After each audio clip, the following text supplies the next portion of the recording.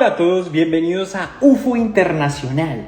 Nuevamente nos vemos por acá porque hoy tenemos un invitado extremadamente especial. Tiene un amplio bagaje y un amplio conocimiento en el tema ovni extraterrestre. Déjenme hacer una breve reseña.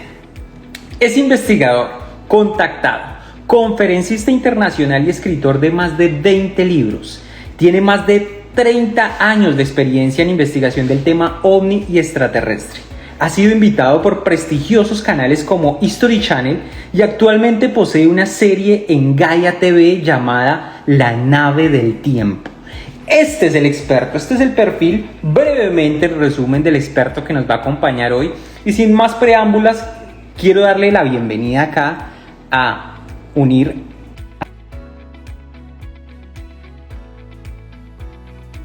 Por favor, déjenos sus comentarios a medida que vaya fluyendo la conversación, porque nos parece muy importante que nos den su opinión, ¿de acuerdo? Ricardo, bienvenido a UFO Internacional, ¿cómo estás? ¿Cómo estás? Muchas gracias por la amable invitación. Muchas gracias, Ricardo, por nuevamente estar siempre tan abierto, tan dispuesto a compartir esa sabiduría y conocimiento que has adquirido durante todos estos años, y te damos la bienvenida nuevamente a este espacio para compartir todas esas experiencias que has tenido la posibilidad de vivir. Muchas gracias. Ricardo, quiero empezar rápido porque hay mucha información que tengo. Hay muchas preguntas, muchas dudas, y tú eres la persona perfecta que nos puede guiar en esas preguntas. Rápidamente, respondiéndonos así con un sí y un no, ¿estamos solos en el universo, Ricardo? Claro que no. Más allá de mi propia experiencia de contacto, de mi testimonio, que afirmo haber visto a estos seres de aspecto humano que sostienen provenir de otros mundos o realidades, dejando al margen el terreno tan controvertido del contactismo, por cultura, por sentido común, por estadística, por ciencia, sería tan extraño, tan desolador, tan improbable que en el mar de estrellas seamos la única forma de vida inteligente. Creo que desde la época de Carl Sagan, Frank Drake, a nuestros días con A.B. Love, varios científicos se han pronunciado a favor de que existen no algunas civilizaciones extraterrestres potenciales inteligentes, ¿no? Muy avanzadas, sino que podrían ser miriadas de civilizaciones, millones de ellas en el mar del universo. Segunda pregunta rápida, porque ya nos vamos a adentrar en toda esa profundidad. ¿Has tenido contacto físico directo con seres extraterrestres, Ricardo? Sí, no solo el avistamiento de estos objetos, de estas luces, de estas anomalías en el cielo que se viene investigando tanto tiempo.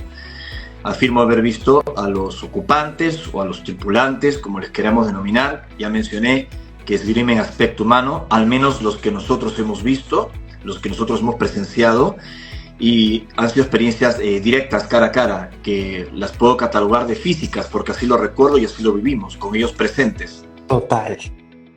Y la última rápida es, ¿has recibido mensajes para la humanidad de parte de estos seres?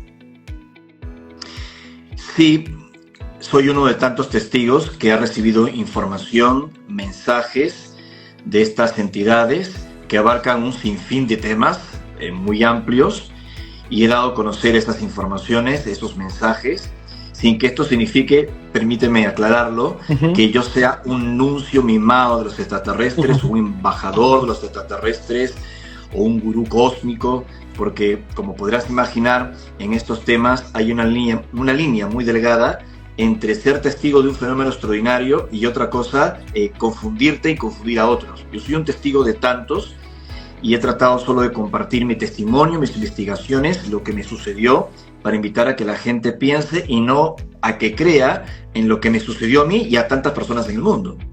Totalmente de acuerdo, Ricardo, y siempre nos gusta aclarar acá en UFO Internacional que los invitamos a que cuestionen todo lo que compartimos acá, que no lo tomen nada como una verdad absoluta, que investiguen, indaguen, contrasten, busquen otras fuentes y encuentren la verdad por sí mismos, que realmente es lo que deseamos promover en UFO Internacional. Haces muy bien. Hice una breve reseña de ti afirmando que eres un investigador, pues contactado, conferencista internacional, tienes más de 20 libros publicados, has dado la vuelta al mundo varias veces investigando y dando a conocer estas experiencias que has tenido el tema ovni extraterrestre. Pero para quienes no conocen tu historia, Ricardo, ¿cómo empezó tu interés por el tema ovni extraterrestre? Siempre lo he comentado, como le ha ocurrido a tanta gente en el mundo. Fui testigo de objetos que no podía explicar en el cielo. Primero, cuando tenía alrededor de 5 años de edad, probablemente, a las afueras de la ciudad de Lima, en Perú, donde yo nací. Allí contemplé en un club serrano que se llama El Bosque y que todavía existe, en la zona de Chosica, unos objetos brillantes que yo le llamaba inocentemente estrellas caminantes. Era un niño, o sea, no tenía ni idea. Pero por el comportamiento, por la manera como revoloteaban sobre los cerros desnudos de esa zona, comprendí más tarde que lo que había visto era anómalo. Pero ya a los 13, 14 años de edad fui testigo de la oleada ovni de 1988, en pleno verano en Sudamérica, y esto se reflejó también en los medios de comunicación, y obviamente tenía otra conciencia, era un adolescente, y a partir de ese momento empecé a investigar, no de forma, digamos, organizada, de forma tan intensa, tan metódica como hoy, el fenómeno, pero empecé a seguirlo, a recortar noticias en los diarios sobre todo lo que pasaba en Perú sobre este tema, y luego pues me fui alejando hasta que el fenómeno volvió por tercera ocasión, cuando ya tenía entre 18 y 19 años, y allí sí, cuando volvieron a aparecer ellos, no me alejé más. Hoy soy un hombre de 50 años.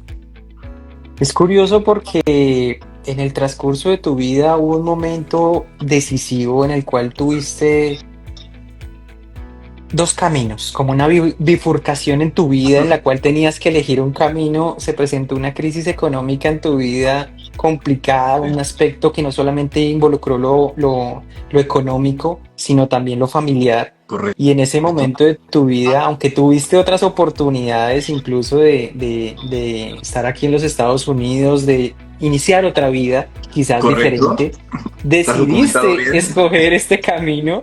¿Por qué, Ricardo? ¿Por qué seguiste este camino?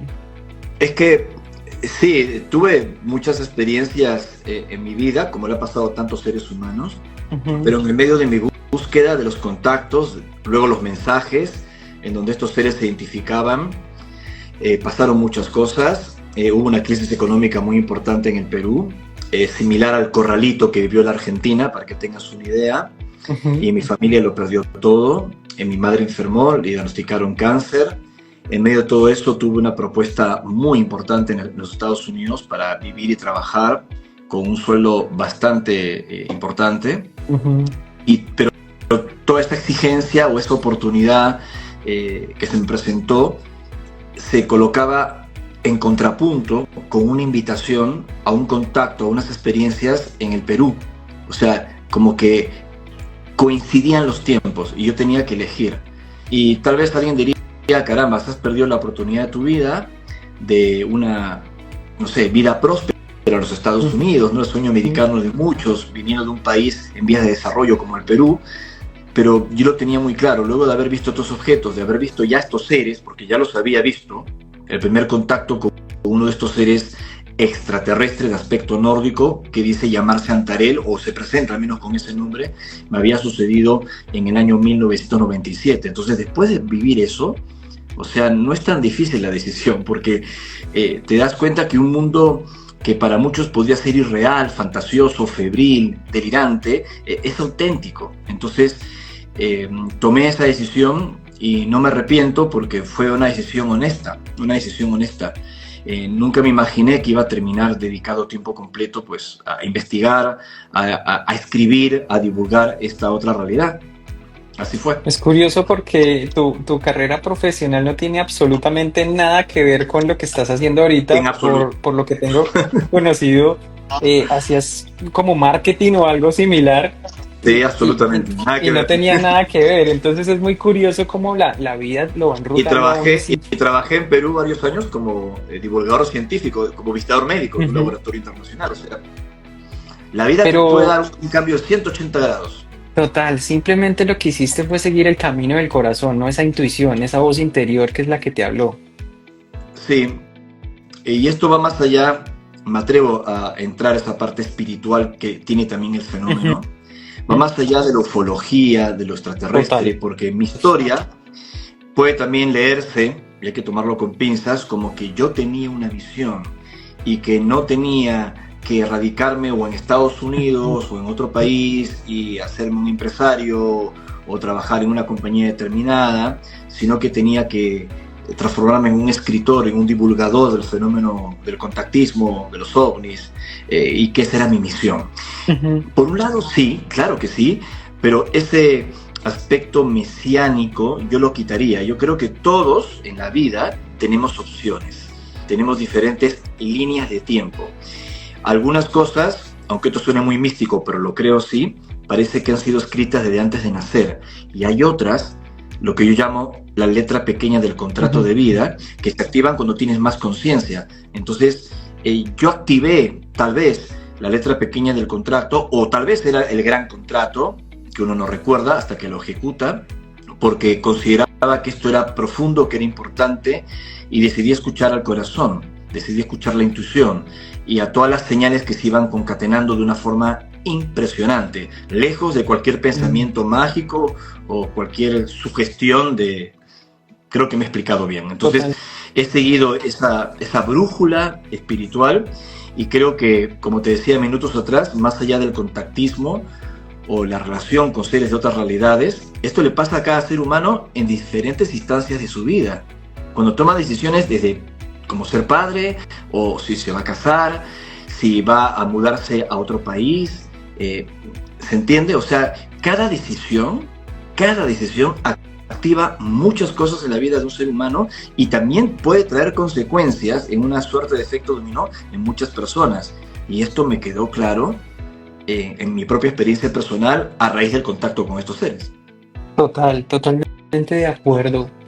Hay algo que probablemente la gente se esté preguntando y es que siempre hemos visto en televisión esa imagen de los seres extraterrestres con E.T., lo tenemos relacionado probablemente con Avatar y todas estas figuras que nos han mostrado de múltiples formas, hasta en las caricaturas los vemos, estos pequeñitos cabezones. Pero cuéntanos, Ricardo, cómo esa fue esa primera experiencia, ese primer contacto que tú tuviste con un ser real, físico y de manera presencial con estos seres. ¿Cómo fue ese encuentro? Pues hay seres, en mi opinión, de acuerdo a lo que he vivenciado e investigado, de distintas apariencias, también con distintas agendas o intenciones. No todos tienen aspecto humano, no todos tienen una política de observación no participativa sin inmiscuirse demasiado en nuestros asuntos. Tienen diferentes características. Yo te puedo hablar de los seres que he conocido o hemos conocido, ya que soy parte de un colectivo de testigos en América Latina que hemos visto estos seres, no solo en el Perú, sino incluso también contactos allí en los Estados Unidos, especialmente en Mount Shasta.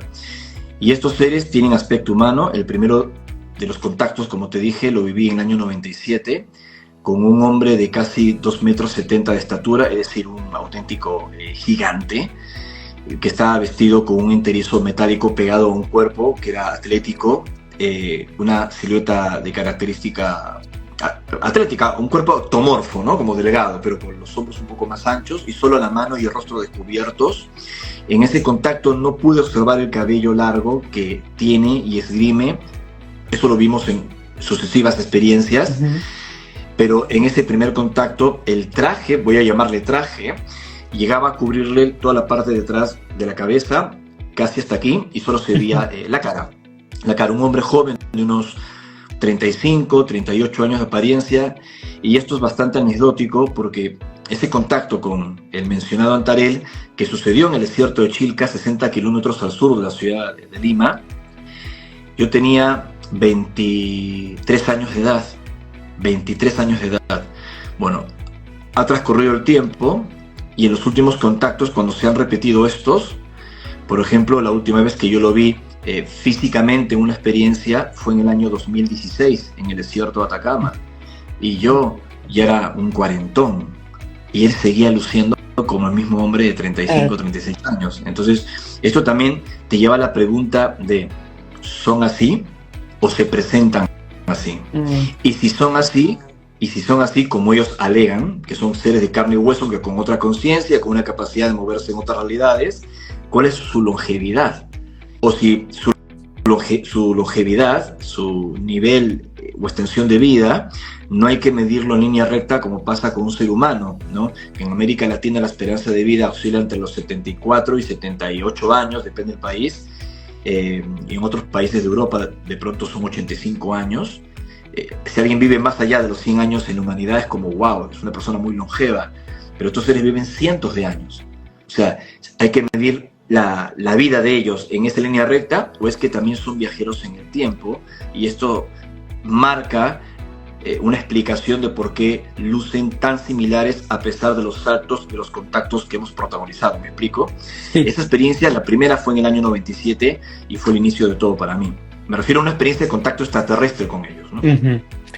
Hay algo curioso con lo que acabas de mencionar de la edad de ellos, y es que ya se ha demostrado científicamente que incluso en experimentos que se han hecho con gemelos, uno viajando al espacio y el otro permaneciendo en la Tierra, correcto, se ha evidenciado la elongación en los telómeros. Así es. Esta elongación de alguna forma promueve la juventud, digamos, que congela de alguna forma ese envejecimiento, y se ha demostrado que el ser que fue al espacio se nota más joven que el que permaneció en la Tierra. Y era su hermano, más interesante. Era su hermano, exactamente iguales. Exacto, muy idénticos, pero cuando fueron a hacer el contraste después de permanecer tanto tiempo, efectivamente se dieron cuenta tanto que físicamente como en la longitud de los telómeros de los cromosomas se vio efectivamente que era probablemente la causa, la razón por la cual se generaba esta diferencia en la edad, ¿verdad? Podría ser una explicación, también puede ser la circunstancia de vida, viajando a través de mundos de forma ya prolongada, puertas interdimensionales, tecnología médica. Hoy por hoy estamos trabajando en la Tierra, nuestros científicos me refiero, con la bendición de las células madre que pueden retardar el envejecimiento, pueden curar enfermedades. Entonces, ¿qué no habrán logrado estos seres?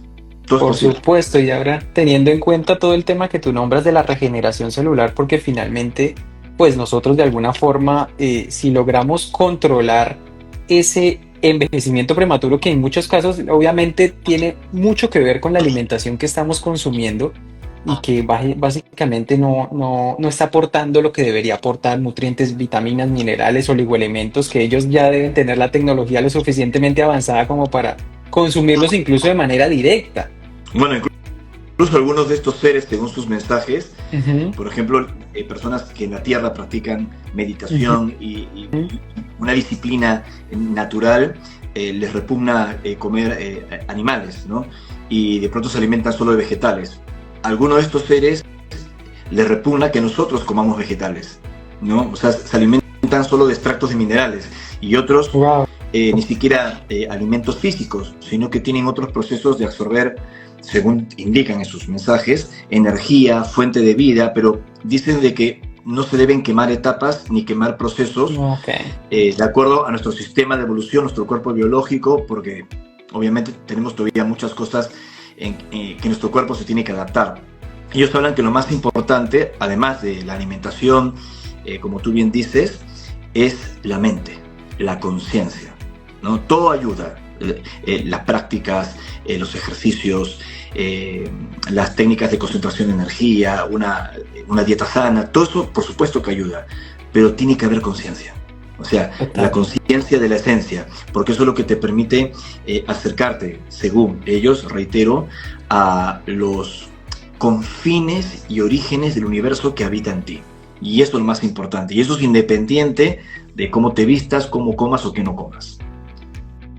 Wow, muy interesante. Te quería hacer una pregunta adicional aquí que tengo dentro de las múltiples curiosidades. ¿Cuál es el mensaje más reiterativo, más frecuente que has recibido de parte de estos seres? ¿Qué es lo que más quieren manifestar a la humanidad, lo que más reiterativos han sido con los mensajes que has recibido?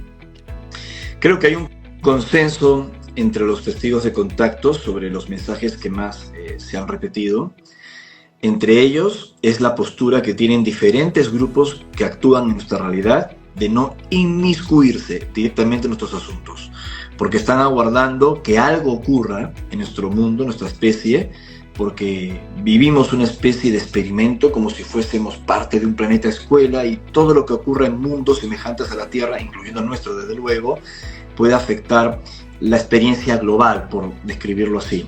Es decir, que somos parte de una cadena solidaria de evolución y de aprendizaje. Entonces no pueden intervenir directamente ni los unos ni los otros, ni los que creen en nosotros, y también los que consideran que los humanos podríamos ser un peligro si nos diseminamos en el universo, si llevamos nuestras guerras, nuestros miedos, nuestras sombras al espacio, por ejemplo. Y dicen algo que lo han marcado mucho, que tenemos la capacidad de modificar el futuro, que tenemos la conciencia, que tenemos las potencialidades, las herramientas, si las activamos, si despertamos, para poder modificar el futuro. Y nos hablan mucho de una fuerza que los humanos la hemos mal comprendido, pero que le llamamos habitualmente amor, que confundimos con cariño, con interés, con apego, con muchas cosas, pero esa fuerza de unión, de interacción, que no es solo de persona a persona, sino que puede ser con el propio planeta, con algo mucho más amplio, un amor sin condiciones, un amor incondicional, que esa fuerza en su esencia, más allá de procesos químicos, de procesos psicológicos, de neuropéptidos y lo que se te ocurra, que esa fuerza es la clave de la evolución de nuestra especie, y que ellos están observando con mucho detalle, porque están aprendiendo de cosas que olvidaron, porque se fueron volviendo como muy mentales, muy científicos, muy tecnológicos, perdiendo contacto con esa sensibilidad que creen ellos es el eslabón perdido de una evolución. De alguna forma se puede decir que a ellos les interesa mucho las emociones del ser humano, cómo estas emociones son capaces de transformar la realidad. Es decir, la capacidad que tenemos de crear lo que creamos, de crear lo que creemos. A ver, aquí entramos en un terreno muy profundo, muy amplio y muy complejo, que los escépticos de la potencialidad psíquica del ser humano le llamarían a esto un delirio o un pensamiento mágico de rigor, alimentado por documentales como El Secreto o What the Bleed Do We Know, que por cierto todos esos documentales se basan, para bien o para mal, depende de cómo los veas, en informaciones que existen desde siempre en la cosmovisión ancestral de los pueblos de la Tierra, en el esoterismo, más allá del mensaje de estos seres de origen extraterrestre, de un poder mental, como se dice en la cosmovisión andina en mi país, el poder del Kamak, ¿no? De la energía vital, o el Kamaken, que me recuerda el Ka o el Ba de los antiguos egipcios, que cuando conectas con esa fuerza puedes afectar la realidad, Esto no debe llevar a confusiones, porque alguien dice, bueno, somos co-creadores, podemos hacer cualquier cosa. Bueno, tírate del edificio, no lo hagas, ¿no? Es un ejemplo, ¿no? Tírate del edificio del piso 20 y trata de co-crear de que no te vas a destruir al caer al pavimento, ¿se entiende, no? Entonces, se trata de ser co-creador, pero basándote en las leyes que por ahora, en este cuerpo físico, nos mantienen encajonados en este planeta. Llámale electromagnetismo, fuerza nuclear débil, fuerza nuclear fuerte, la gravedad, ¿no? Pero cuando ya adquieres un nivel de conciencia sin haber quemado las anteriores etapas, allí sí puedes vivir cosas como los grandes gurúes del norte de la India, que se ha reportado podían levitar, es decir, ponen en contraposición la ley de gravedad, entre otras cosas, ¿no? Muchos de los fenómenos paranormales que también hemos experimentado los contactados, como la sincronicidad, la telepatía, los sueños lúcidos, la proyección remota y un largo etcétera, están relacionados justamente con ese otro universo paralelo u otra realidad espiritual que convive con nuestra vida física. Entonces, dicho todo esto, volviendo a tu pregunta, sí, tenemos la potencialidad de co-crear realidades, y es una gran responsabilidad, requiere un poderoso conocimiento, pero también una ética espiritual, una moral espiritual, para llevarlo a cabo de forma ordenada, simétrica, armónica. Hay una pregunta muy habitual en todo este tema cuando hablamos del tema ovni extraterrestre, y es que la mayoría de gente pregunta, bueno, si todo esto es cierto, ¿por qué estos seres no aparecen en un lugar público para que todos los veamos y se presenten? ¿Por qué no lo harían, Ricardo? Bueno, depende de qué llamamos una aparición pública. Bueno, me refiero a que aparezca una nave y lo vean miles de personas y sea filmada. Eso ya ha pasado varias veces. Por ejemplo, en la década de los 90, el caso de Phoenix, Arizona, que apareció un objeto enorme que quisieron mentir las autoridades que se trataban de bengalas y luego el gobernador tuvo que salir años más tarde y decir, me presionaron para que yo dijera eso. Y fue visto por aviones, fue visto por gente, fue filmado por otros testigos, hablaron técnicos de la torre de control del aeropuerto de Phoenix. O sea, es un caso real. Bueno, está bien, hay casos así, pero sigue siendo objeto volador no identificado. Pero tenía 2 o 3 kilómetros, no importa, es un objeto volador no identificado. Entonces, ¿a qué te refieres? No, que como las películas, que aparezca la nave, se ponga en Washington, D.C., o en Buenos Aires, o en algún lugar de Colombia, en Bogotá, si quieres, y bajen los hermanos del cosmos y se entrevisten con los presidentes de todo el mundo. Esta última parte que todos quisiéramos no va a ocurrir, de acuerdo a la información que tengo, porque como era hace ya décadas atrás y lo sigue siendo aún en nuestros días, sería un error por el impacto geopolítico, social en la humanidad, que en vez de darnos una gran ayuda generaría un caos, incluso en este momento de la inteligencia artificial, de Elon Musk, de SpaceX, de colonizar la Luna, tener una base en Marte, de red Internet, todo lo que quieras, pero todavía no estamos listos. Porque no es solo aceptar que estos seres existen o que se puedan mostrar abiertamente, sino quiénes son, cuántos son, porque hay diferentes grupos. Si somos parte de un experimento genético, si sembraron vida en la Tierra, ¿qué pasa con nuestras creencias, con nuestras religiones, su sistema de tecnología, su aprovechamiento de la energía?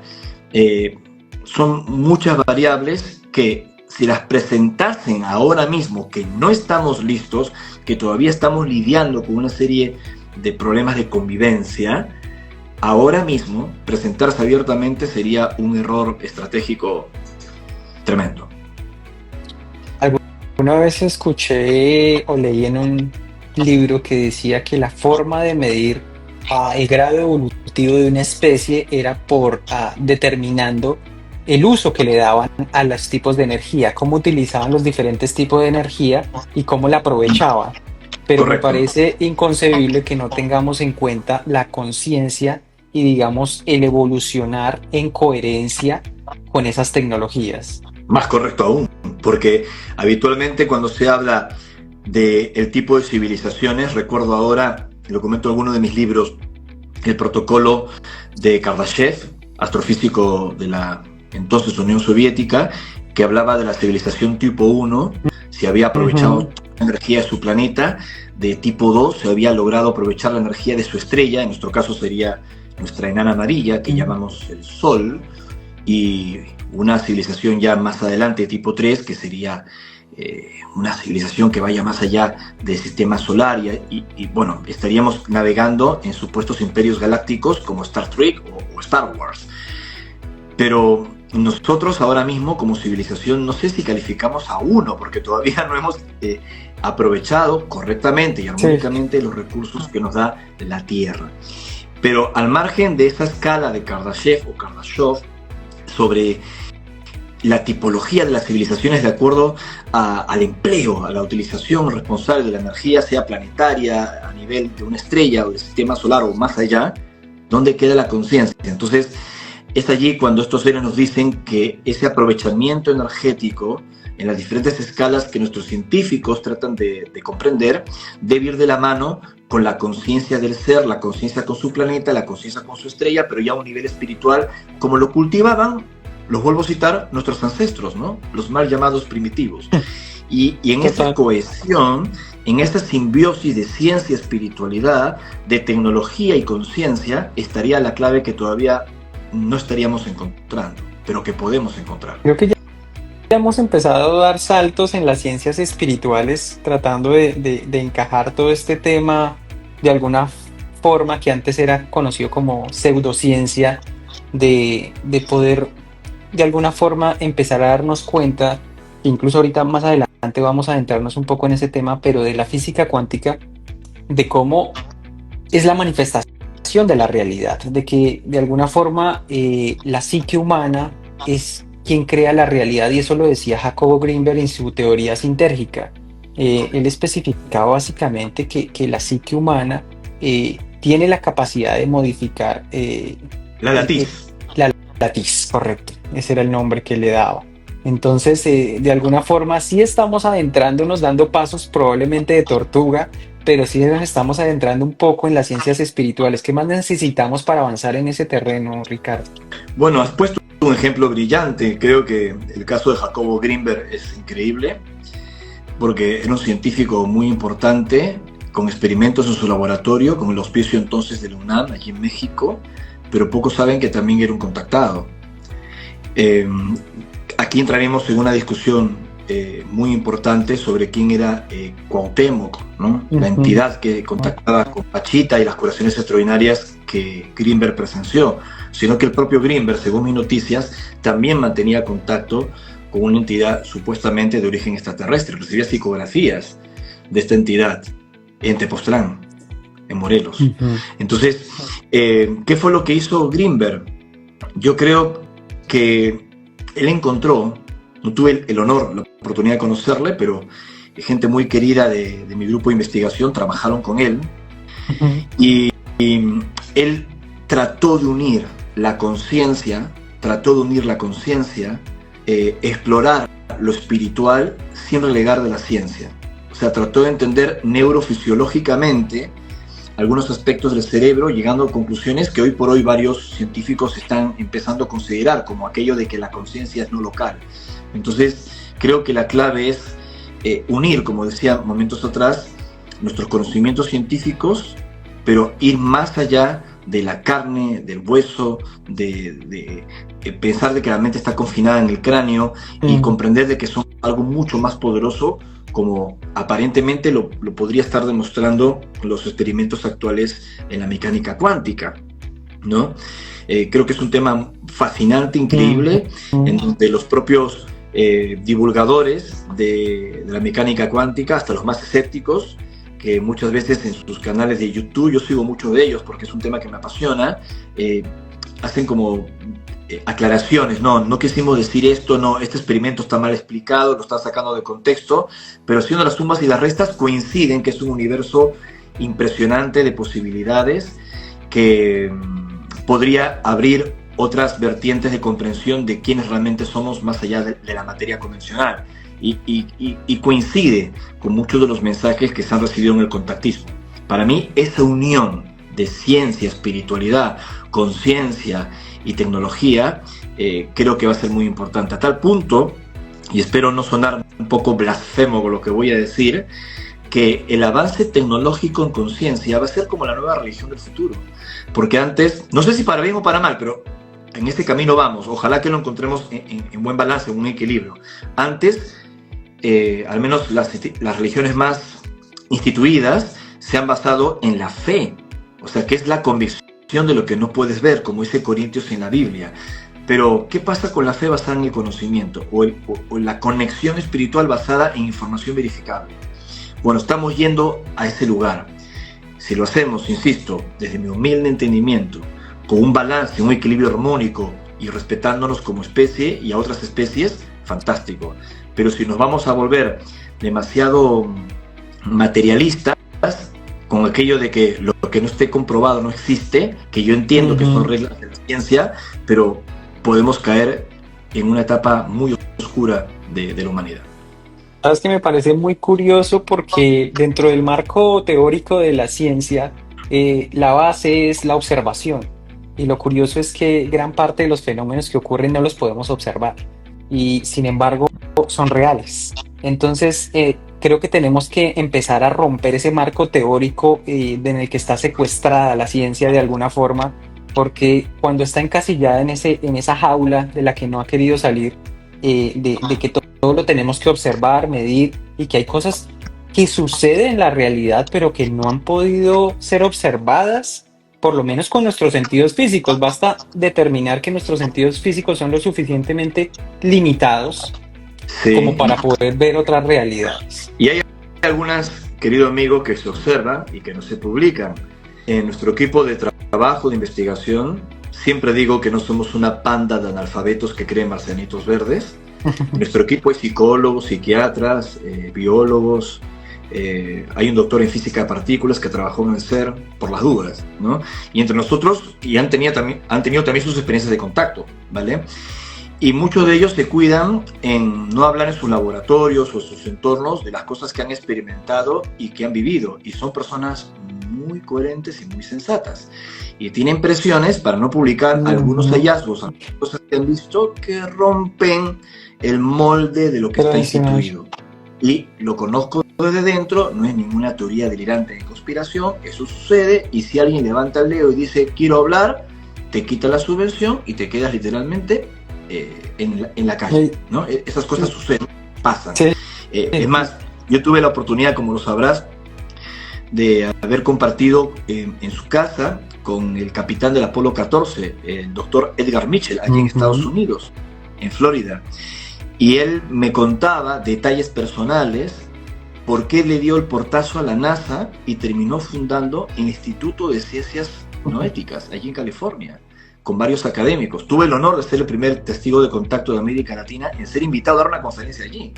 Entonces, me consta, me súper consta de que es cierto, que es verdad, que hay hallazgos extraordinarios de cosas que no vemos y que es mejor que todavía no se publiquen o que pasan por un filtro porque lo cambiaría todo.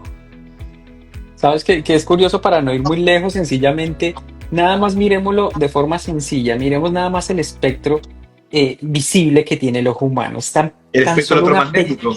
Pequeña porción diminuta de lo que realmente es la energía, la luz, y solamente podemos ver esta diminuta porción. Infrarrojo eso nada más hablando ultravioleta, por ejemplo. Exacto, eso nada más hablando del espectro electromagnético visible. Ahora bien, hablemos nada más de la audición. Nuestros oídos solamente tienen capacidad de escuchar entre los 20 a los 20.000 Hz, y el resto no existe, sí existe, pero nuestros limitados sentidos no lo alcanzan a percibir. Entonces, no lo escuchas, pero hace cosas. Exacto. No lo ves, pero es un estímulo. Es bastante interesante, la luz y el sonido. Así se creó el universo, ¿no? Exacto, y si quieres entender los secretos del universo, piensa en términos de energía, frecuencia y vibración. Ya lo decía Tesla, ¿verdad? Nikola Tesla, tal cual. Mi frase favorita, de hecho. Mira, te quería hacer una pregunta ya para entrarnos en el tema del libro El Arca, que me parece extremadamente interesante. Pero antes quiero que por favor vayan acá a la parte superior y sigan a Ricardo González. ¿Por qué? Porque tiene muchísima información que compartirles realmente. Él está compartiendo totalmente, frecuentemente los eventos, los nuevos lanzamientos de libros, los nuevos eventos que están sucediendo, los nuevos encuentros, los nuevos viajes a los que ustedes también se pueden unir si lo desean. Y seguir expandiéndonos en conciencia, que realmente es lo que buscamos, porque finalmente la verdad es lo que nos va a unir. Empecemos así con esta pregunta, Ricardo. ¿Hay bases subterráneas, Ricardo, donde estos seres están de alguna forma utilizándolas como resguardo aquí en la Tierra? Sí, hay diferentes bases subterráneas, ellos tienen esa capacidad. Y estamos hablando siempre, en el hilo de esta conversación, del contacto extraterrestre. Total. Porque podemos abrir la conversación a otras variables, por ejemplo, la existencia de una civilización desconocida, fundada en el mundo subterráneo por descendientes de culturas perdidas, consideradas legendarias, como la Atlántida de Platón, la Jiva de Rapa Nui o la Kashkara de los indios Hopi. Aquí ya entraríamos en un tema mucho más amplio, pero manteniendo el hilo del contacto extraterrestre, estos seres que no solo son de otros mundos, sino que algunos ya estaban aquí antes de la aparición del ser humano, también hay que decirlo, han establecido sus principales bases en los fondos oceánicos y en el corazón de corpulentas montañas. En el caso concreto de los seres con los que afirmo estar hasta el día de hoy en comunicación, como el caso del citado Antarel Iribica, que es una mujer del equipo de ellos, que actúa actualmente como comandante en tierra, según ya se ha presentado. Su base principal está en una montaña de Perú, al norte de Perú, que se llama Huascarán. Su cumbre tiene unos 6.768 metros de altura. Es la montaña más alta de Perú, en los Andes de Ancash, un lugar fascinante que tiene muchas peculiaridades, entre ellas que es el punto de menor atracción gravitacional del planeta. Esto estudiado por diferentes universidades. Puede tener alguna explicación, pero tal vez por esa característica ellos eligieron ese lugar, por algún tipo de experimento, y también es una de las montañas más alejadas del centro de la Tierra.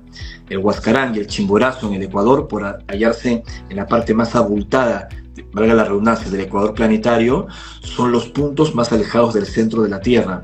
Y estos seres nos han indicado en sus mensajes que ellos no miden la altura de las montañas como lo hacemos nosotros, desde el llano a la cumbre, como sería el Everest, sino desde el centro de la Tierra. Muy interesante. Entonces, tienen estas bases subterráneas, tienen sus laboratorios, pero tratan de no mostrarse mucho, salvo casos excepcionales, en contactos programados. Total. Y para no ir muy lejos, está incluso la construcción hecha pues por la mano del hombre, que es en la montaña Cheyenne, ¿no? Es una base militar. Bueno, allí en Colorado, tal cual. Entonces podemos ahí darnos cuenta. Importante, Centro de Defensa Aeroespacial de los Estados Unidos. Exacto. Entonces podemos darnos cuenta de que si para el hombre de la actualidad eso no es tan complicado, ahora imagínense para una raza miles o eones de años mucho más evolucionados que nosotros, lo fácil que podría llegar a ser esto, ¿no? Incluso en las profundidades del mar, probablemente fosa de las Marianas quizás. No tengas ninguna duda, y hay varios casos de contactados que han recibido mensajes hablando de bases en fosas muy profundas. Recuerdo ahora mismo el caso de Enrique Castillo Rincón, un ingeniero de telecomunicaciones costarricense que, como tú sabes, tuvo sus contactos en Colombia, ¿no? O experiencias maravillosas allá por el año 72, 73 especialmente, y le informaron que tenían bases en los fondos oceánicos y le hablaron de bases importantes en los Andes, en el sector de Perú. Eso se lo dijeron a Castillo Rincón. Él cuenta todo esto en un libro fabuloso que se llama OVNIs, Gran Alborada Humana. Total. Incluso alguna vez tuve la oportunidad de compartir con una persona muy cercana a Enrique Castillo. Me dijo que él había recibido de parte de estos seres alrededor de unas 3 piedras sumamente extrañas, pero que él nunca tuvo conocimiento de cómo usarlas, o por lo menos la persona que me dio la información me dijo que esas piedras al parecer quedaron en propiedad de la familia, pero que nunca tuvo conocimiento de cuál era el uso de esas piedras. Simplemente hay como una curiosidad que me llegó. Te quería hacer una pregunta adicional. Diciendo esas curiosidades. Sí. El tema del libro del arca. Quiero empezar con ese tema que casualmente esto que estamos hablando lo estás nombrando en ese libro. Es un libro muy interesante y hay una de las cosas más interesantes que ya vamos a ir más adelante con ella, pero estás hablando ahí de los apunianos, ¿sí? Y es muy frecuente oír en la región andina el encuentro con los apus, que básicamente serían los espíritus de la montaña, ¿verdad? Pero esto va más allá. ¿A qué te refieres con que va más allá? ¿Te refieres cuando por lo que investigaste del factor extraterrestre?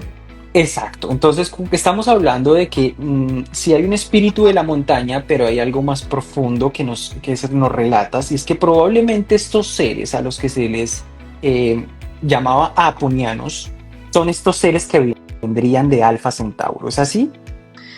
A ver, yo le he dedicado varios libros a este asunto.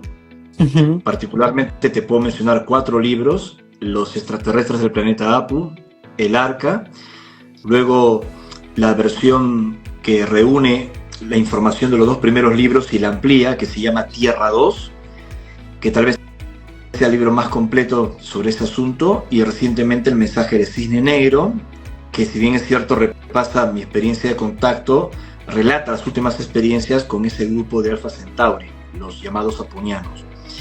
Haciendo una síntesis muy breve, en mi país, en Perú, y no solo en Perú, sino también en todo el mundo andino de Sudamérica, el término Apu es sagrado. Apu viene de una lengua ancestral llamada Puquina, que era el idioma que hablaban los pueblos preincas y también, sobre todo, la casta sacerdotal, los líderes del Tawa Inti Suyo, los incas. El pueblo hablaba el quechua, pero muchas palabras puquina fueron absorbidas por el quechua. Por ejemplo, la palabra ti. Ti es puquina y se refiere al sol. Cuando el sol nace es anti. Cuando se coloca en el cenit, sobre tu cabeza, en el mediodía, es inti. Y cuando se oculta en el atardecer es conti. Por eso es el imperio del Tawa Inti Suyo. O sea, Tawa es 4, Inti el sol del mediodía y Suyu región. El imperio solar de las 4 direcciones. Y Apu también es puquina y fue heredado por el quechua. Esto lo explico, me estuve documentando muchísimo, sobre todo con grandes eruditos, entre ellos con Rodolfo Sánchez Garrafa, un antropólogo, un intelectual de la Universidad Abad del Cusco. Sugiero que atiendan sus libros. Y él me aclaró mucho estos conceptos para entender el verdadero significado. Entonces, Apu no es solo montaña sagrada, ¿no? Sino que Apu es jerarquía, algo que te protege, algo muy poderoso. Incluso se colocaba en los nombres reales para marcar linajes o marcar algún tipo de importancia. Por ejemplo, como cuentan las crónicas de la conquista, que hay que tomarlas con pinzas, desde luego, porque es bajo sus ojos lo que pasó allá por el siglo XVI, se habla que antes de Manco Cápac y Mama Ocllo, el Adán y Eva de los Andes, por decirlo así, los fundadores de los imperios andinos, que salieron del lago Titicaca en una de las leyendas. Otras hablan de que surgieron con sus hermanos, los famosos hermanos Sayar del Cusco. Antes de ellos había una dinastía, es decir, una dinastía antes de los incas, de gigantes, llamada los Apu Capas. No tiene que ver con Apu montaña, sino jerarquía, protectores, algo ominoso, increíble. Entonces, cuando los lugareños, los pastores de Ancash, de los Andes, veían estos seres de aspecto nórdico surgir de las montañas y le llamaban Apus, por un lado le llamaban Apus porque surgían de los Apus, que es, digamos, el significado exotérico andino de la palabra Apu. Apu, montaña sagrada, que también se puede llamar a una montaña Huaca, que también significa lugar sagrado. Pero Apu, con todo esto que acabo de explicar, representa el poder de la protección. Eran protectores. De hecho, hay distintos relatos antiguos. Yo los he podido indagar por la tradición oral en las zonas que visité, y hablé con nietos o hijos de las personas que protagonizaron estos episodios de sanación.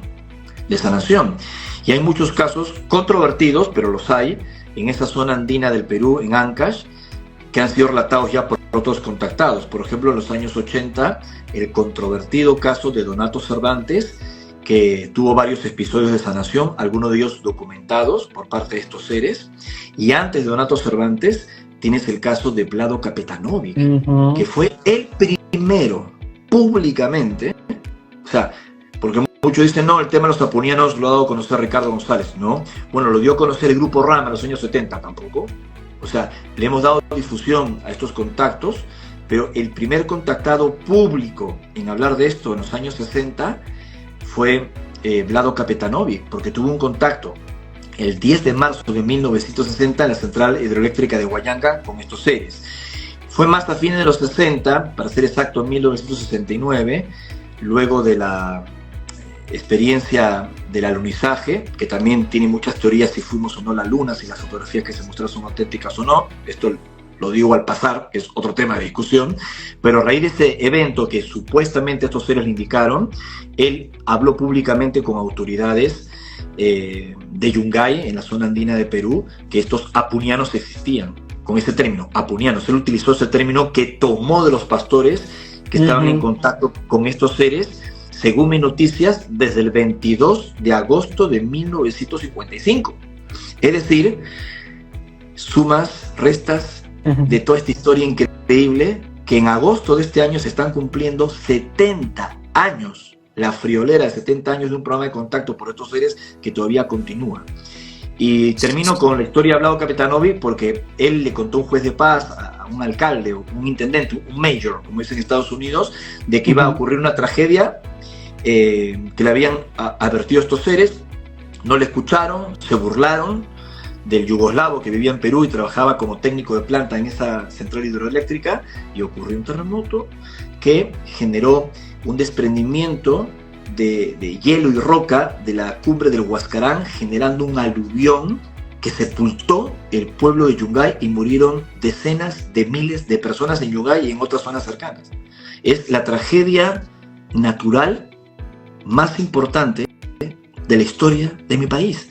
Entonces, ella se había expuesto con las autoridades a fin de los 60, entonces a partir de esto, en el año 70, 71, 72, él habló abiertamente de estos contactos en las revistas más famosas, en los diarios más conocidos de Perú, y yo tengo las copias de esas revistas y esos diarios, por ejemplo Expreso, muy leído en el Perú en ese entonces, y a raíz de su testimonio hizo amistad con otro contactado peruano en el año 72, me refiero al Rosacruz José Rociano Holder, que había publicado un bestseller ese año titulado Yo visité Ganímedes, ¿no? Yo visité Ganímedes, con el seudónimo de Yosik Ibrahim. Y ellos dos, con otras personas, hicieron amistad con una familia de Lima, la familia Cherbo, y se empezaron a reunir en Chilca. O sea, todo esto antes de la experiencia de JJ Benítez con el Grupo Rama. Pero esto es un episodio, una historia cuyas evidencias incontestables están en mi poder, y los testimonios y todo, que pocos desconocen. Y es que pocos conocen, perdón. Es una historia desconocida. Pero todo esto me parece fascinante, y ya que me preguntaba a los apunianos, y te cuento el hilo conductor histórico de estos episodios, porque pone en relieve que los testigos somos circunstanciales, que nadie fundó nada, que estamos de paso, y que el mensaje es más importante que el mensajero, y que el contacto y sus objetivos es más importante que el circunstancial contactado. Totalmente de acuerdo contigo. Mientras tanto, déjenos acá sus comentarios, sus preguntas para Ricardo. ¿Cómo les está pareciendo este live? ¿Les ha parecido de valor esta información? Por favor, déjenos ahí en los comentarios para saber qué están opinando de esto que estamos hablando hoy. Hay algo curioso, y es que dentro de esto va a haber un proyecto que tú lo nombras ahí en el libro, y es un proyecto que realmente parece de ciencia ficción, pero como tú lo has dicho, la realidad supera la ciencia ficción. Determinantemente es un proyecto en el que estamos hablando de que estos seres extraterrestres no solamente son extraterrestres, sino son seres interdimensionales que se mueven obviamente entre dimensiones, entre el espacio-tiempo. Estos seres de alguna forma son descendientes de la humanidad. Algunos de ellos, como el caso de Ivica, no todos, algunos de ellos, de esta mujer, la actual comandante en operaciones del grupo que está en contacto con nosotros en tierra, alega ser descendiente de humanos que viajaron al espacio en una línea de tiempo futuro. Es decir, y explicándolo así, que los descendientes de esos astronautas humanos del proyecto El Arca, que fundaron una Tierra 2 en el sistema estelar vecino Alfa Centauro, habrían logrado hacer un viaje en el tiempo y colarse en nuestro tiempo pasado. Lo explico así, para que se entienda nada más, y tratar de hacer estos cambios, o tratar de compartir mensajes, y tratar de aprender o modificar sin generar ninguna paradoja espacio-temporal o efecto mariposa, algo que tal vez salió mal en la línea de tiempo de ellos. Suena fascinante, pero también debo decir, con los actuales conocimientos de la física, esta historia es imposible. Los viajes en el tiempo, según los actuales conocimientos de la física, son imposibles, a menos que en la ecuación esté algo desconocido que todavía no hemos descubierto, como por ejemplo un evento externo que pueda permitir hacer como un puente y burlar algunas reglas, no lo sé. Pero ellos dicen que lo lograron con un evento externo que aprovecharon para poder colarse en nuestra realidad. Ese es el proyecto del Arca, que se lleva a cabo desde Sudamérica, es decir, que la estación plataforma espacial de despegue no estaría afincada en Estados Unidos o la Federación Rusa en la actualidad, sino que sería en el desierto de Atacama, en Chile, donde actualmente funciona el Observatorio ALMA. Cuando yo compartí todas estas informaciones, te podrás imaginar que ya era bastante exponerse al decir que tuviste un avistamiento, que recibiste mensajes, que tuviste contacto con extraterrestres, a pesar que yo había dado, digamos, evidencias, porque convidé a periodistas, a investigadores reconocidos del fenómeno OVNI, a contactos programados muchas veces que fueron exitosos, incluso en los Estados Unidos, pero cuando ellos dijeron que en el 2016 íbamos a tener la gran confirmación, y un año exacto después de uno de los contactos aparece Stephen Hawking en Estados Unidos hablando del programa de exploración de Alpha Centauri, y que teníamos 100 años para hacer todo lo posible para mudarnos a otros mundos para poder sobrevivir, y que él sugería Alpha Centauri.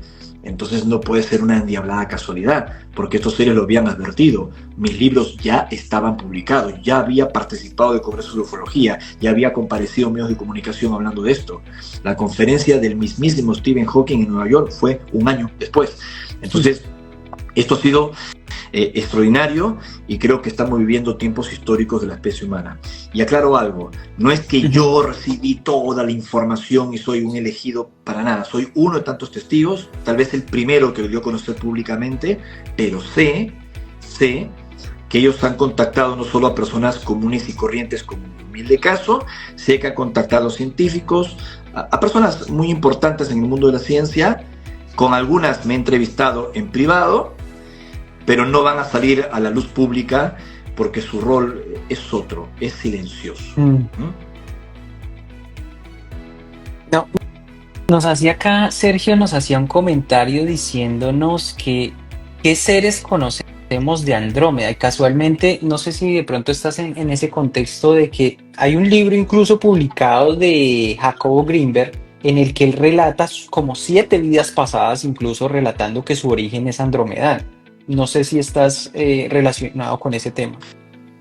Bueno, hay que ver si se refiere a Andrómeda, la M31, ¿no? La gran espiral de Andrómeda, que es el núcleo de este grupo estelar que llamamos Grupo Universo Local, donde nuestra galaxia es una de tantas alrededor. Lo que es cierto, desde mi perspectiva, desde mi conocimiento, que hay seres de diferentes realidades, diferentes dimensiones. También es cierto, aunque este es un tema aún más espinoso, más polémico, pero real, que algunas conciencias, almas, que vivieron en cuerpos físicos, en otros mundos, en otras civilizaciones, al terminar su aprendizaje en esos otros mundos, si aceptamos la hipótesis de la reencarnación, que no tiene por qué concentrarse exclusivamente en nuestro planeta, que podrías nacer en la Tierra y continuar tu aprendizaje, ¿no? Luego hay una serie de disquisiciones si es que esto es factible de una perspectiva espiritual, porque no puedes ser un extraterrestre evolucionado de Andrómeda, de las Pléyades, de Orión, de donde quieras, y luego ser un granjero en Colombia o un vendedor ambulante en Perú, ¿se entiende? Pero lo estamos entendiendo con una mente limitada, porque son diferentes experiencias, diferentes personalidades, y yo sí lo considero posible, pero también suelo alertar que este tipo de experiencias se tiene que confirmar, se tiene que verificar. Toda afirmación extraordinaria requiere una confirmación extraordinaria, y esto también ha confundido a mucha gente en la actualidad, que se presentan como: yo soy un dios felino que viene de Andrómeda, yo soy una entidad extraterrestre que ahora les vengo para ayudar, soy una recordadora cósmica y síganme, y les hago talleres, y les hago workshop. Me parece que eso es otra cosa, ¿no? O sea, yo separaría el agua del aceite. Creo que quienes tienen un recuerdo auténtico trabajan con humildad, trabajan en silencio, si es que les ha tocado recordar algún fragmento de estas supuestas vidas, para contribuir en un plan mayor, pero no para estar creando seguidores, discípulos y erguirse como una gurú o un gurú cósmico. Esto tengo que aclararlo, porque esta confusión empezó en los años 80 con los libros de Brad Steiger en los Estados Unidos, entre ellos Star People. De ahí nació más tarde el término de niño índigo, niño cristal y todo esto que se acuñó con el tiempo. Que insisto, la base por supuesto que es real, pero como dicen mis amigos en México, se le ha puesto mucha crema a los tacos. Está interesante esa frase.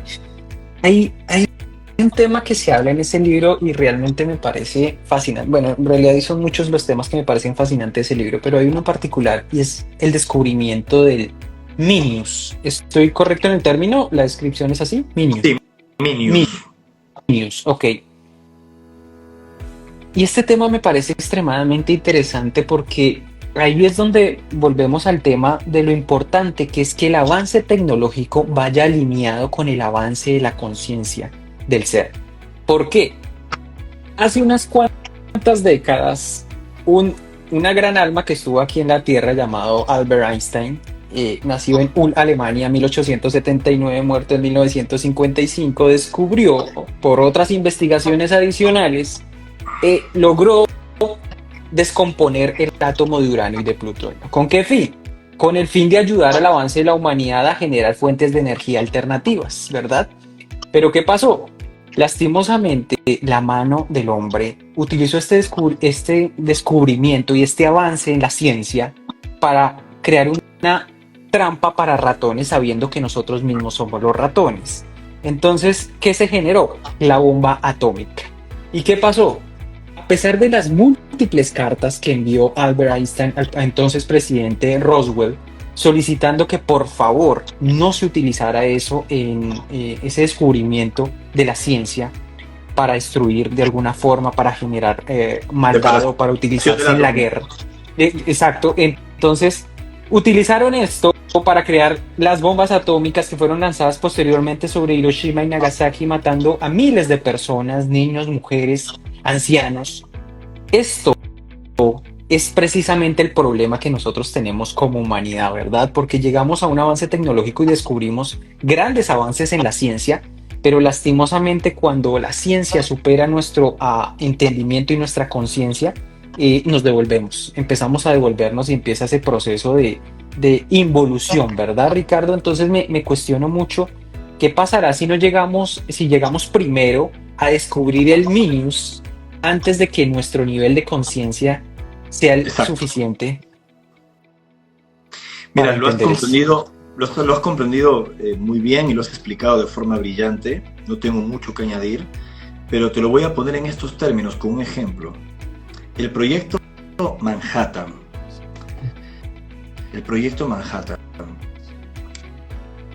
que se desarrolló en 1945, antes del incidente de Roswell, que fue 2 años más tarde, y no por casualidad.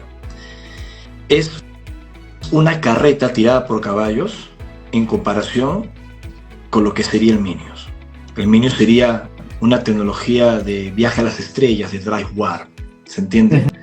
Entonces, sí, hicimos tremendo lío experimentando subatómicamente con la energía del universo que puede ser empleada de pronto con fines pacíficos, energéticos, alternativos, y no para dañarnos entre nosotros, ¿no? Tal vez no es tan peligroso cierta fuente, sino cómo la utilizamos. Es lo que ellos advierten.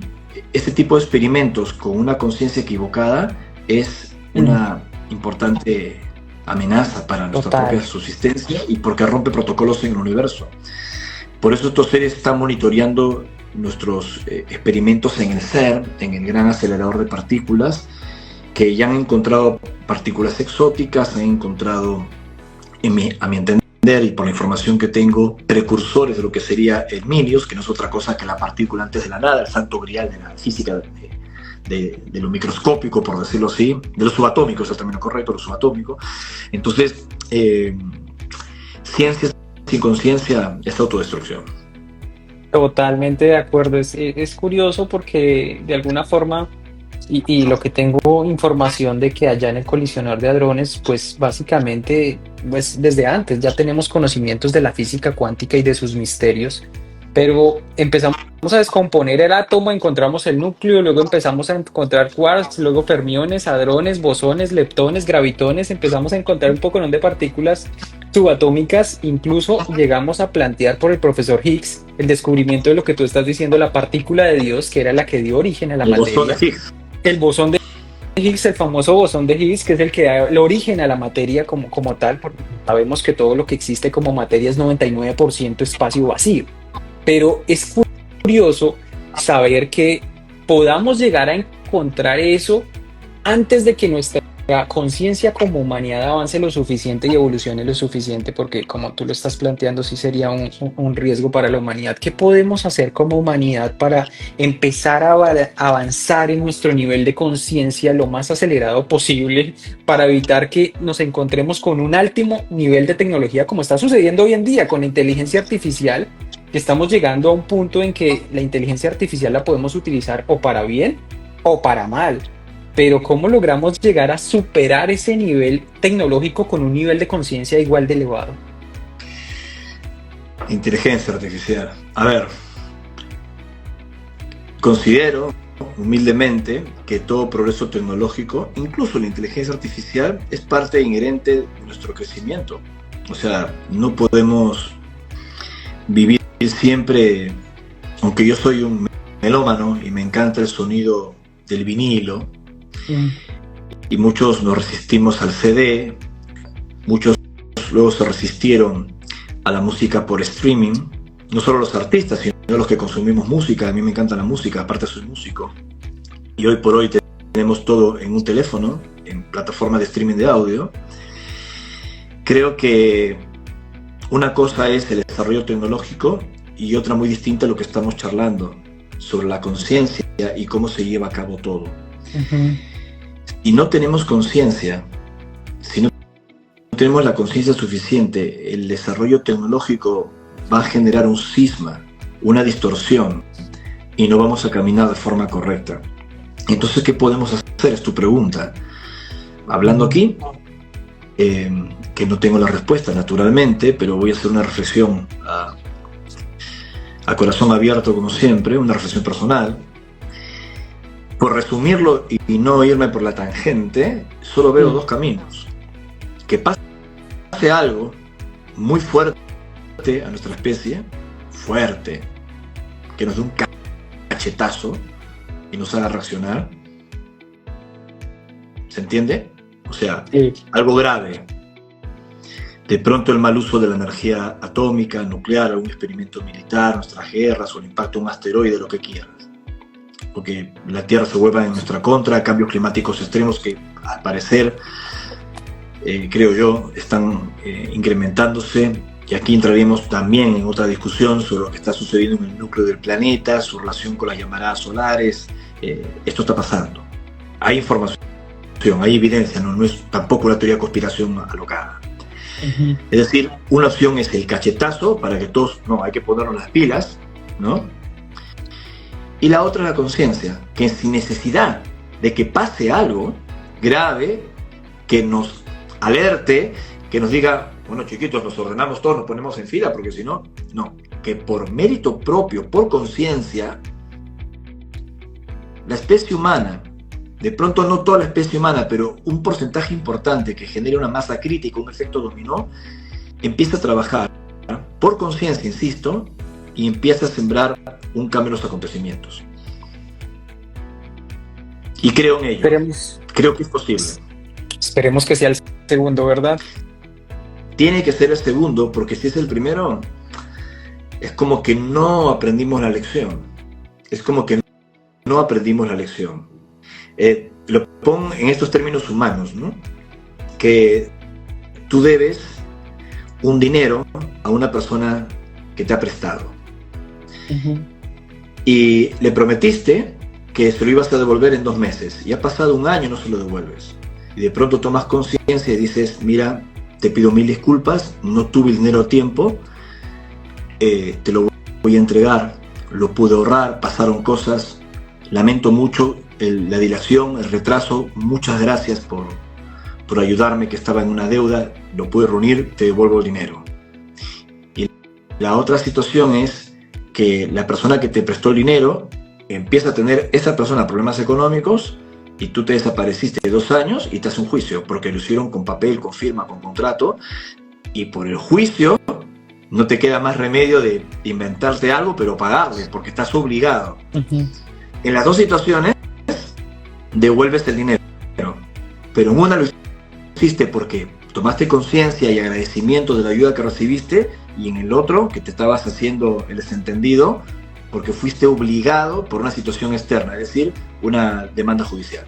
Disculpa el ejemplo, no me ha pasado nunca algo así. Es una metáfora completamente válida. Pero como estás en los Estados Unidos, creo que el ejemplo es divino. ¿No? Estas cosas pasan a diario ya.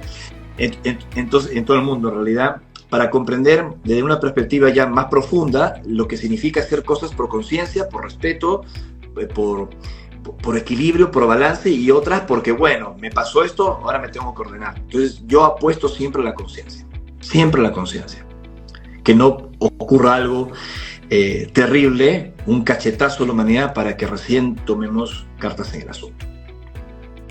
Totalmente. Hay un tema saliéndome de este último y que he venido tratando de configurar en mi mente, porque son como una cantidad de engranajes que he venido tratando de organizar de manera intelectual, porque la mente como que no lo asimila todavía. Y tú eres la tercera, en tu libro, eres la tercera fuente que me confirma esa información. Y es la siguiente: es que nosotros estamos viviendo en un tiempo, pero en el tiempo del ahora. Es decir, que no podemos ver el tiempo como una línea que se extiende de manera horizontal, sino algo que se extiende de manera vertical, y que de alguna forma todo está sucediendo en el preciso momento del ahora, que es lo único que existe. Por eso se habla del espacio-tiempo, porque está inherentemente relacionado el tiempo y el espacio. Pero cuando hablamos de que el tiempo sería vertical, estamos hablando de que de alguna forma hay una versión mía que está acá, pero también hay otra versión coexistiendo mía que estaría acá, y probablemente otra versión mía que estaría coexistiendo acá en el mismo ahora. Es decir, este soy yo en el presente, este sería yo en el futuro y este sería yo en el pasado, y que estarían coexistiendo en este preciso momento. Es decir, no estaríamos viviendo así, donde yo estoy aquí y allá estará mi futuro y allá estará mi pasado, sino todo en el preciso momento del ahora. Ahora bien, desde esa perspectiva, podríamos decir que una versión de Andrés Romero está coexistiendo en este momento, en algún lugar del universo, en este momento del ahora, un yo futuro. Bueno, es que depende de la perspectiva, porque entramos en el entrelazamiento cuántico, los universos paralelos, la teoría incluso de las hipercuerdas, o supercuerdas. De Michio-Kaku. Admite, sí, un gran trabajo de Michio Kaku, admite múltiples dimensiones en su modelo. Entonces ya no sería exactamente como el brillante ejemplo que pusiste con la lapicera horizontal o vertical, sino sería como una pelota de hilo, hilos cortados, que no tienen un continuum total. O sea, imagínate, ¿no? Estamos complicándole más a la gente. No sería así o así, sino una pelota de fideos, ¿no? De hilos, creo que es mejor hilos, de filamentos, con diferentes posibilidades y líneas de tiempo. ¿Y cuántas? Tantas que no puedes abarcar. Y es posible que existan muchas probabilidades de mi conciencia, de mi proyección, de mi interacción con muchas realidades, sí. Y esto ya nos lleva a otras discusiones que obviamente las podemos tener por un tema intelectual, de intentar comprender. Y obviamente que a ningún lugar, a ningún puerto vamos a llegar, pero es bueno la discusión, es bueno charlarlo, porque eso es intentar adquirir conciencia, y aunque no llegues a la otra orilla, es decir, a la verdad total, te transformaste en un buen nadador, ¿no? Entonces, es la importancia del camino. Y porque una de las discusiones más grandes que hay sobre todo esto es, ¿quién es real? No, todos somos reales. Bueno, si somos todos reales en estas múltiples vidas, existencias, mi yo dimensional en otros mundos o membranas, ¿dónde está mi eje? Porque si todos son reales, ¿cuál es más importante que el otro? Bueno, todas estas preguntas alguna vez se las hicimos a estos seres. Y lo que nos dijeron es esto, ¿no? no se preocupen tanto en comprender sus proyecciones en otras membranas de la realidad, Sí, si no pueden llevar una vida digna en esta. total. Qué mejor declaración que es. Sí, estamos preocupados por otros niveles dimensionales cuando no hemos podido controlar el propio. ¿No te acuerdas del cumpleaños de la suegra en el calendario y quieres saber dónde está tu John Andrómeda? ¿Entiendes? Entonces, Totalmente de acuerdo, sí. un balance y un equilibrio aquí, y si llevas en un equilibrio, en un balance, es un ejemplo jocoso, ¿no? Sí. Obviamente todo se tiene que armonizar en este y en otros universos. Total, tiene mucho sentido. Lo decía porque, bueno, iba una pregunta que iba a hacer más adelante, pero te la voy a hacer de una vez ya que estamos en este contexto.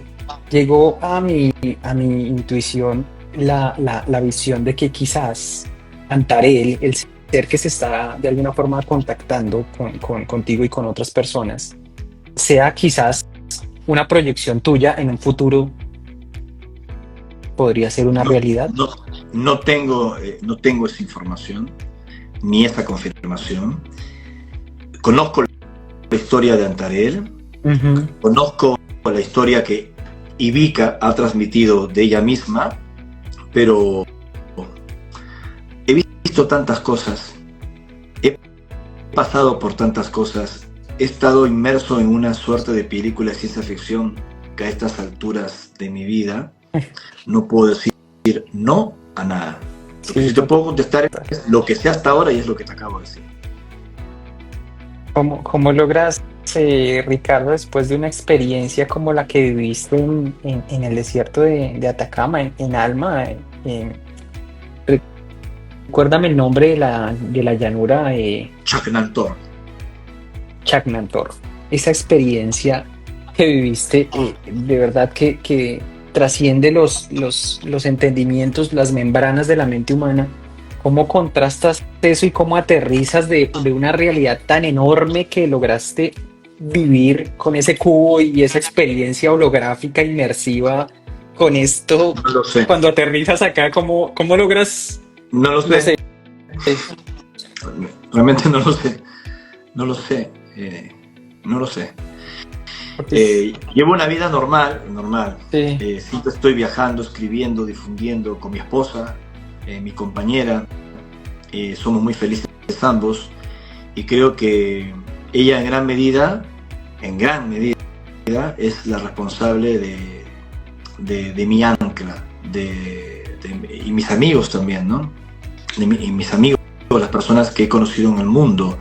Yo trato incluso de promover con mi círculo de trabajo experiencias humanas, ¿no? Vamos, no sé, a comer una pizza a tal restaurante, vamos a ver tal película, nos reunimos en la casa por un cumpleaños. No todo el tiempo estoy escribiendo ufología o recordando las cosas que me pasaron o apareciendo constantemente, ¿se entiende, no? Sí. Me gusta mucho viajar con mi esposa, a veces nos escapamos los dos y hacer algo que sea completamente diferente porque todo el tiempo estamos investigando. Creo que eso me ha dado, creo yo, un ancla muy importante, porque luego de vivir una cosa semejante, es intentar conciliar realidades brutalmente distintas, ¿no? Porque estás en ese contacto, ves estos seres, aparecen estas luces, se reciben mensajes, pasan cosas, es increíble, y luego subes al avión, vuelves de Chile o de Monte Shasta o del lugar donde estemos. Señor, su pasaporte, lo presentas, pase, te revisas, sacas el cinturón, quitas los zapatos, vuelves a la casa, llegaron las facturas, hay que pagar la luz, hay que pagar el gas, la tarjeta de crédito de los vuelos con los que fuiste a Chile. Entonces, también la vida misma te aterriza, ¿no? Y yo conozco casos de gente que le ha costado conciliar su vida humana con experiencias que habría tenido y se ha desconectado de la realidad y han terminado desequilibrándose.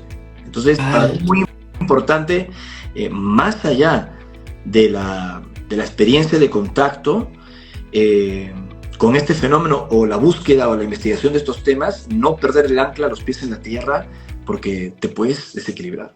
Creo que en este momento debo confesar que admiro esa capacidad que has tenido de alguna forma de coherencia, de tener de pronto una coherencia y de tener una forma de que es muy fácil de que el ego se vea tentado a verse de alguna forma persuadido a elevarse cuando se viven experiencias de tal magnitud.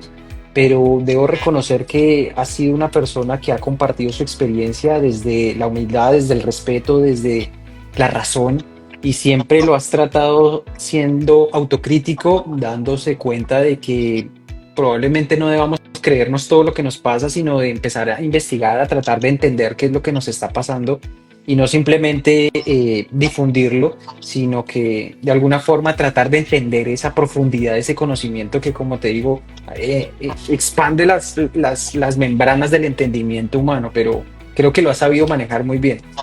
Eres muy generoso con tus palabras, Andrés. Hago lo mejor que puedo.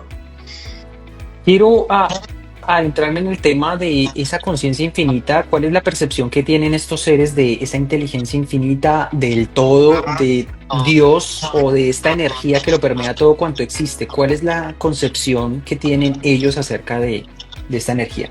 Ellos no creen en Dios. Están convencidos de la existencia, que es diferente. Y tampoco separan, como hacemos los humanos, por nuestras religiones, nuestra sociedad, nuestra interpretación de las cosas, los fenómenos de la naturaleza o de otros fenómenos no humanos que se transformaron en visitas de ángeles, de dioses o de lo que fuese, al margen de que puedan existir naturalmente ángeles o seres de otras dimensiones. No separan la creación del creador, sino que todo está unido. Ni siquiera lo humanizan o le añaden una etiqueta masculina o femenina. Es algo que está inmerso en todos o en todo. Sus conceptos me recuerdan en gran medida las ideas de este gran filósofo Spinoza, si lo has leído, ¿no? Que es una idea más amplia de la divinidad, de la que no estamos separados y todos formamos parte de todo. Es un concepto muy interesante que también se asemeja al pensamiento de la filosofía budista que yo he podido cultivar en mis viajes por la India, por Nepal, por Mongolia, y que también han tenido contacto con estos seres en el mundo de los sueños, como me lo han dicho en los monasterios donde yo estuve. Entonces, estas cosas ponen en relieve que en Occidente, por las razones que fuesen, hemos terminado creando un Dios a imagen y semejanza de nuestros miedos y nuestros intereses. Totalmente válida esa perspectiva. ¿Cuál es la tarea que tiene la humanidad para avanzar al siguiente nivel evolutivo, Ricardo, de acuerdo a toda esta información que has podido experimentar, mensajes recibidos? ¿Cuál es esa tarea que tiene la humanidad?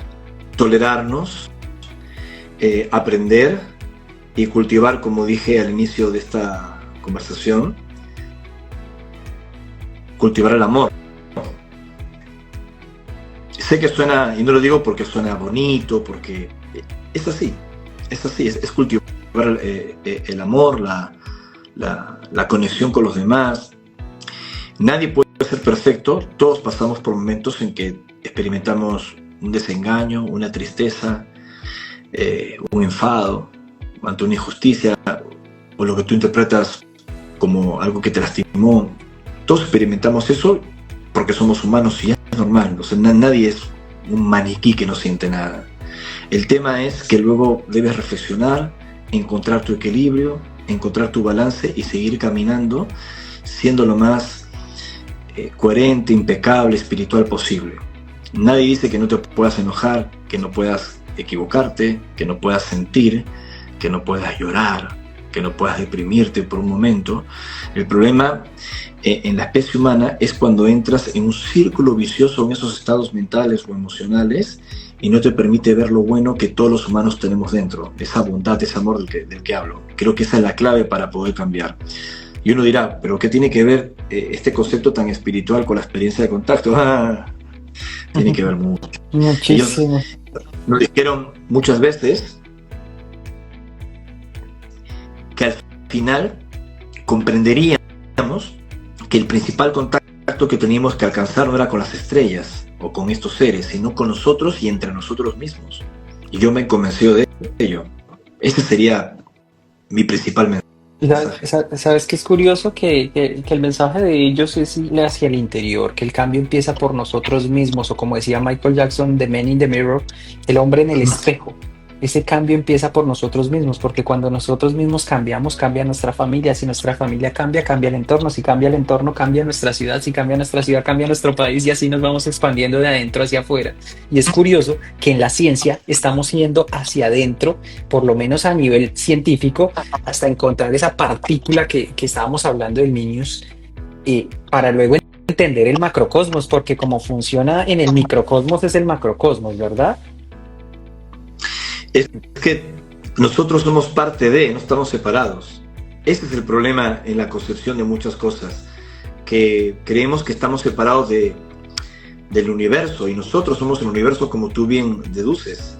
Al menos esa también es mi visión, que he aprendido, no solo en el contacto con estos seres, sino también, a ver, en Perú, en mi país, que fue mi universidad de investigación, cuando acudía a los desiertos, a los Andes o a la selva amazónica, persiguiendo los ovnis o investigando todos estos temas de contactismo, terminaba conviviendo con los pastores andinos, con los machiguengas, con los huachipayos de la selva, me adentraba a la cosmovisión de los pueblos ancestrales, y sus conceptos, su forma de vida y otras cosas espirituales que fui aprendiendo, como que dejaron por momentos de un lado los ovnis y mi investigación, y me acercaron a una visión antropológica, espiritual, de nuestra propia especie. Y dije, carambas, de pronto estos seres no solo querían que fuéramos en búsqueda del Paititi o las montañas de Marcahuasi o el Valle Sagrado en el Cusco y en tantos lugares porque tienen supuestas bases allí o hay portales de conexión con otras realidades, sino para que nos comunicáramos con la gente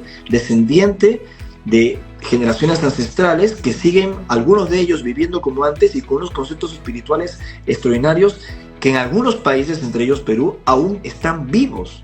Es un museo abierto y esa fue mi universidad espiritual. Como también en Colombia, creo que tú eres colombiano, ¿no? Sí. Por tu acento. Como también en Colombia. De hecho, tengo pendiente volver a tu país, a una zona que no he investigado, y es la Sierra de Santa Marta, ¿me entenderás? Oh, sí. Muy interesante también esa zona. Es curioso porque tuve la oportunidad de estar en lugares en Monte Chasta, precisamente donde tuviste esa experiencia en San Flat. Cuando aterricé por primera vez allí, escuché una vibración que no pregunté la verdad si alguien la había escuchado, pero era como un zumbido, como un bu, bu, bu, bu, bu, bu, bu, bu. Es una vibración totalmente diferente, no sé, es muy, muy curiosa la vibración lugares de que hay allí en ese lugar. Contacto en Estados Unidos muy importantes que se mantienen todavía puros, pese a la fiscalización de algunos grupos de investigación de corporaciones militares, hasta ahí lo digo,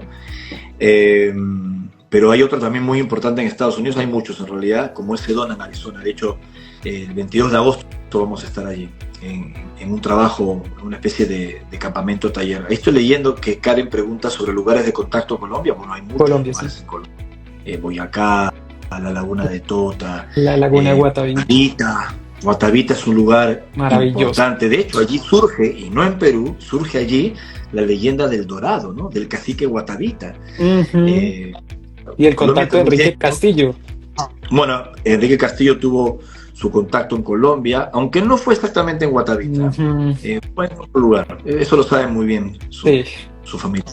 Sí, su familia tiene conocimiento. Ya nos estamos acercando al final. Por favor, déjenos un like acá con un saludito. ¿Qué están opinando de esta conversación que tenemos con Ricardo, que ya se nos está acercando al fin?